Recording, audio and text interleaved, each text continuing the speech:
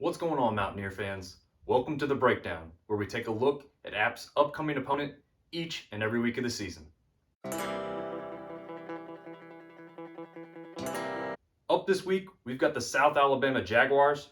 They come into this weekend with a 5-4 record overall and a 2-4 record in Sun Belt play. I'd say their best win probably came against Bowling Green. Bowling Green themselves isn't anything amazing, but they did come away with the road victory against Minnesota, who was pretty highly thought of in the Big Ten earlier this season. So I'd probably bookmark that as their best win so far this season.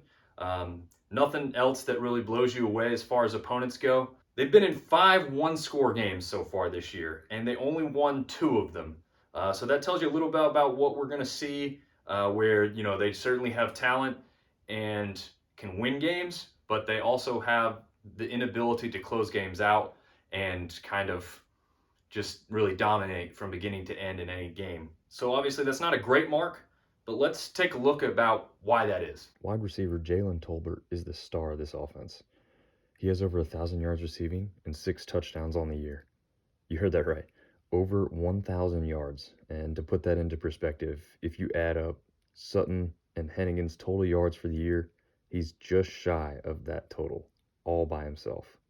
He's definitely a surefire pick for the NFL draft, and you're seeing why in some of these clips here. He's just a great route runner. He has top-tier speed, and he's certainly got a great set of hands. And in this play here, you can see he was intended to be double covered and simply just ran away from these guys. I do believe he stepped out the 2 there. Didn't quite get in the end zone, but almost. And then just got a great reach, even though the ball's just a little bit out of place. He's 6'2" or 6'3". It can make that look rather easy for someone his size. Not afraid to kind of get hit, as we see there. That big hit he took into the back. And then a play that they like to run with just about everybody is kind of that wide receiver screen that we just saw there. But the bottom line is, if you get this guy downfield, he will just beat your secondary with speed. He's got the elite speed to do it. So you just can't let him get open downfield like that, because they will take advantage. We'll see, though, because Bentley won't be in there for this one. And that's where all these highlights come from. You can see him pinpoint the ball and jump balls, and he's got the ability to go up there and grab that one too.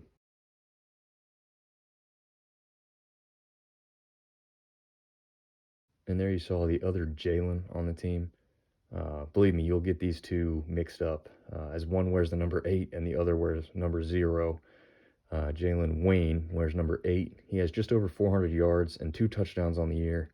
Not quite the skill set that Tolbert possesses, but still a very talented wideout, and he's certainly dangerous in space. Those 2 receivers were thrown to a lot by Jake Bentley, who was the starter for this season until he went down with a low hit from a Troy defender. It didn't seem to be dirty, but he got him in the lower part of the leg and kind of bent the knee back in a pretty awkward looking position. So he has been officially ruled out for this weekend's game, and Desmond Trotter will step in. He's only a sophomore. He did play a few snaps, very few snaps, against Georgia Southern, and then the rest of his time has really come last week against Troy. You can tell, it was his first real game action in a big, meaningful game for him. For those of you that don't know, South Alabama and Troy have a pretty big rivalry that dates back quite a few years, and they battle for the belt. It's a pretty cool name for a rivalry, and they have a fake wrestling belt. So they just went through that last week, and on Trotter's first handoff, he did kind of fumble the exchange with the running back. So that wasn't a great start for him, and he seemed to be a little iffy up until about halftime. I don't know if it was something the coaches told him. I don't know if he settled into the role, but he did perform a little bit better after halftime. They seemed to allow him to play his type of game a little bit more. He got away from trying to make all the passes that Bentley would typically make, but that does limit the role that some of these wide receivers can play. So I would say we'll see if he can clean some of those things up. He has a hell of an arm, but if he's going to throw deep, he's not the most accurate thrower. He's certainly not Jake Bentley in that regard. He also, even on some short passes, hit guys kind of in the knees or the ankles. So his throws were a little low, a little underthrown. Again, if he cleans that up, they could find some players with some space. But we'll have to see if that can happen this weekend. Running back Terrion Avery is the team's leading rusher, but actually only has one rushing touchdown on the year. He just doesn't seem to break the really long runs like the other two backs, but he's used quite a bit in the passing game to kind of help it make up for that, and does have a few receiving touchdowns on the year. Brian Hill has just shy of 300 yards on the year, but he does average over 4 yards per carry.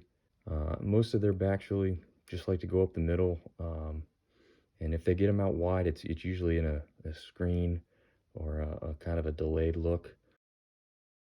So that's the kind of running style you're going to see a lot from these guys on Saturday. They can open up some holes, as we've seen in some of this.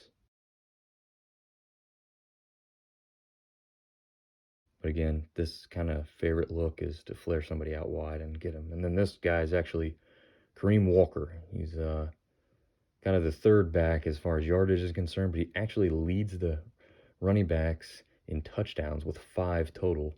He is the biggest back of the bunch, and he used quite a bit near the goal line, as we see him get in the end zone here. And you can still see, though, it's not just the carries near the end zone. He can get downfield in a hurry with some speed as well.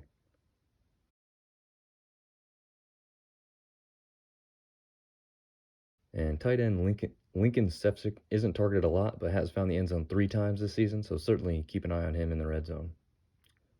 Linebackers A.J. DeShazer, he's number 3 here, and Quentin Wilfon, number 10, lead the team in tackles. They can hit pretty hard when given the opportunity. Number 3, DeShazer is going to come around and take this guy out right in the middle of the field here.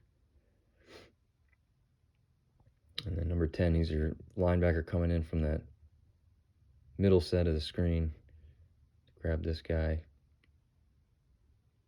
And again, middle of the screen, plugs the gap, brings him down. And then we've just got some other defensive looks. I know in the podcast, AJ and Big C were kind of asking about the third down moniker. Well, I think the thing that gets them into certain situations is that they're very aggressive, as we see here. So, getting off the field on third down is because they sometimes put people into third and longs by being successful on first and second. So it's interesting that, live by the sword, die by the sword. When it's successful, it's going to work really well and you're going to push people back. But if you play too aggressively and they throw it over the top of you, it's going to look really bad. And then they've got some guys who are ball hawks once the ball's in the air. Again, I mentioned on the podcast that they had the leading interception guy on their team until Stephen Jones just had his 3-pick game last week against Arkansas State. So, Bryce will just have to be smart, make smart decisions, make sure the guy's really open before making that read to throw downfield. But I do think, unlike some of these highlights here, the offensive line will be able to block a little bit better than some of these and hopefully not force Bryce and the wide receivers into any bad decisions on Saturday.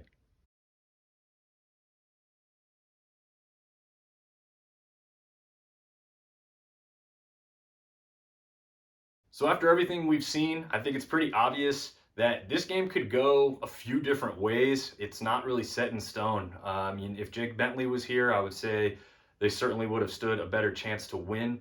I don't think it still would have been all that high because of their overall look on the season and what they've done against other opponents. But they put a scare into Louisiana, and we know how we played against them. We don't typically play that badly, so you could also throw that out there. But bottom line is, they don't have a quarterback who is as talented as the one they started the season with. They also don't have a quarterback with a whole lot of game experience. And so we're going to be able to see that in some regards. They do try and establish the run to be able to throw the pass. As far as a passing team, they do try and spread the ball out. They've got a number of touchdowns to the tight end position. They certainly throw into the flat for the tight ends. They'll also throw into the flat for the running backs. Both of those guys split out wide from the backfield to enable those types of plays to be made. And then they'll obviously look for a lot of wide receiver screens in order to get the Jalen's enough time and space to be dangerous. And if they can do that, they will have some success on the offensive side of the ball. But I also think App's defense has just been on fire lately. Stephen Jones has been absolutely terrific. DeMarco Jackson continues to make plays. As always, Taylor's going to be there. And if you can see the other backup players that have been playing a bigger role, Nick Hampton, one of them that really stood out for me last week against Arkansas State at the linebacker position. And I just think overall, we are going to be able to establish the run, especially if it's as cold as blistery and possibly some rain mixed in. We're just going to dominate on the ground and be able to control that clock and the time of possession. So with that being said, I would throw out that we are going to see App win a little bit comfortably, maybe not a big blowout, although it's certainly possible. I'm going to stick with a little bit conservative of approach just because of the weather and the cool factor. The receivers' hands and the balls are going to be a little colder than usual. I'm going to go App 28 USA, that is their initials, 10, which is kind of ironic considering it's Heroes Weekend. So I want to say, obviously, thank you to all veterans out there. Thank you to all the frontline workers, especially after everything you've gone through this past year. Hopefully you can enjoy blistery, cold Heroes Weekend. Hopefully the entire high country welcomes you. And as always, see you at the Rock Saturday. Go Abs.